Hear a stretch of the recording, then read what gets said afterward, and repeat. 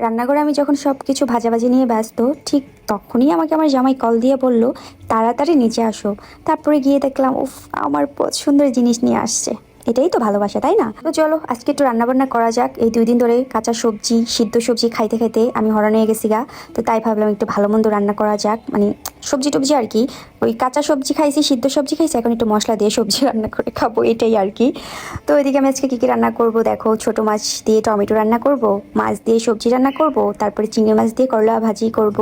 বাসার মধ্যে এত এত সবজি, জানো না, এই সবজি যদি সব শেষ না করতে পারি, আর যদি একটা সবজি নষ্ট হয়, আমার জামাই আমার পিঠের উপরে হ্যাক্কের হ্যাক্কের করে দিব কয়েকটা। তার কারণ হচ্ছে, সে বলছে একটা সবজির জন্য নষ্ট না হয়। আমি তাকে কথা দিছি, একটা সবজিও নষ্ট হবে না, সব সবজি আমি তোমারে খাওয়াবো। এই তো আমার সবগুলো মাছ কাটা শেষ। আর এই মাছ কাটতে গিয়ে আমার হাতের মধ্যে ছোট কাটা বিচ্ছে, কিভাবে জানি এত ব্যথা লাগতেছে।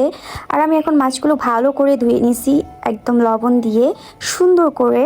আর আমি সব মাছই একটু লবণ দিয়ে গরম পানি দিয়ে ধুই, বাট এইগুলো গরম পানি দিয়ে ধোয়ার মাছ না, জাস্ট লবণ দিয়ে ভালো করে ধুয়ে নিছি।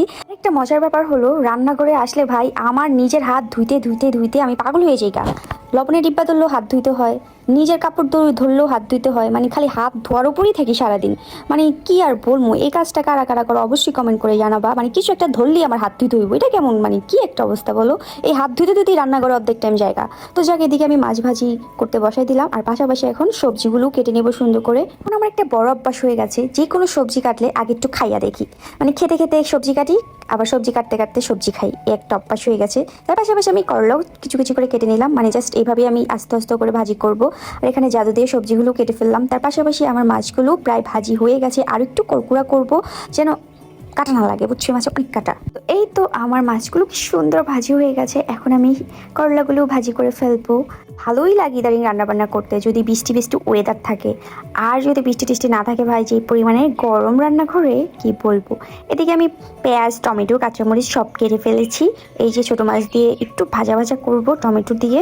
আর এদিকে দেখো, যেটা পাই এটাই খাই, শুধু খাই আর খাই। কিন্তু আমি বেচারি জীবনও মোটা হবো না মনে হয়। থাক, আমার মোটা হওয়ার দরকার নাই, আমি শুধু খাইতেই থাকি, এটাই ভালো। তো এদিকে আমার করলা ভাজিগুলো হয়ে গেছে, আর এখানে চিংড়ি মাছগুলো আমি সুন্দর করে কেটে এই পাশে দিয়ে দিলাম। করলাগুলোকে একটু বেশি ভাজি করে ফেললাম নাকি নাকি বাট খেতে তো মজাই লাগছিল, বাট এখন দেখতে একটু কালা কালাই লাগতেছে কেন জানি।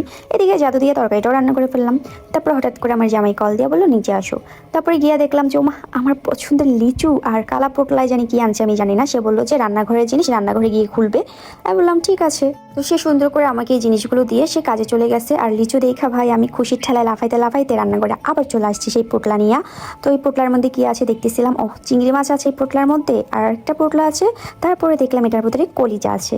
তার কারণ হচ্ছে, কিছুদিন ধরে আমার আম্মু কলিজা খাইতে চাইছিল, তা আম্মুর জন্য কলিজা নিয়ে আসছে। তো আজকে তো আমি কলিজা রান্না করবো না, তার কারণ হচ্ছে ভাই এতগুলো রান্না করেছি অলরেডি, এখন আমি কেন কলিজা রান্না করবো? হ্যাঁ, নিজের কলিজাটাই ভাজি করে দিয়া দিলাম, এখন আমি কলিজা রান্না করতে পারবো না। তাই সুন্দর করে আম্মুরে বইলা ফ্রিজে রাইখা দিছি।